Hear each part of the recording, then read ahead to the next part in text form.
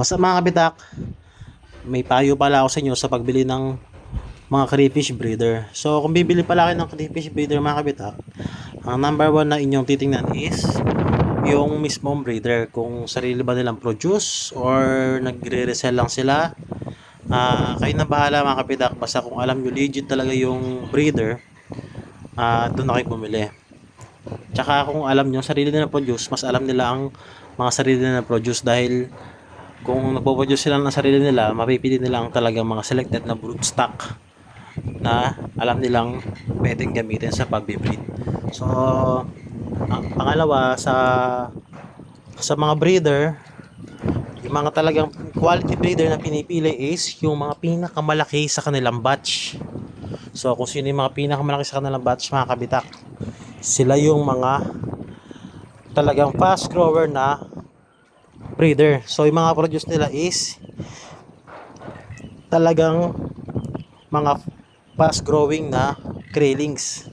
So kung kukuha kayo ng mga bansot na breeder, yung maliliit, yung iba kasi nakakatagpo sila 2.5 pa lang. Kahit ako dati nakatagpo ako nung una akong pumiling mga breeder, 2.5 pa lang nag-eggs na sila. Ayun yung mga nabansot. Wala sa size yan kapitak na ano na mag-eggs yung mga ating breeder, nasa edad yan. So yung mga nababansot nag-expand sila kasi yung kanilang ipoproduce ay mga bansot din. So mamili na kayo mga kabitak ng mga, yung mga breeder, yung mga malalaki na.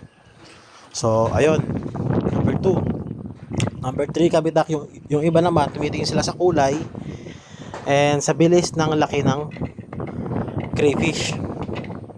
Yung iba gusto nila yung mga jeans na blue jeans na sinasabi nila.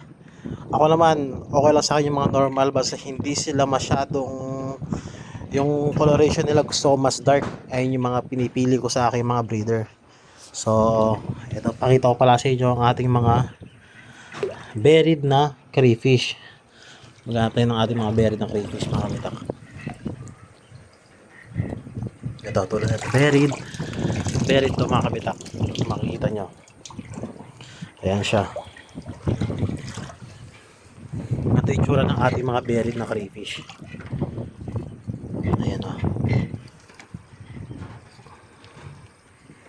tiklop na tiklop ang kanyang, ayan. Ito ang example natin mga buried na crayfish. Ayan o, yung mga eggs sila. Ganyan, tiklop na tiklop, ganyan katiklop ang kanilang buntot pag sila ay buried. So eto, medyo maliit to pero mga 4 months pa lang kasi to kabitak, pero eto first egg niya to ngayon. Ayan. Ayan yung mga, oops. Iwasan nyo yung pumitik silang ganong kabitak. Tapos pako natin sila dahan-dahan para hindi sila may stress.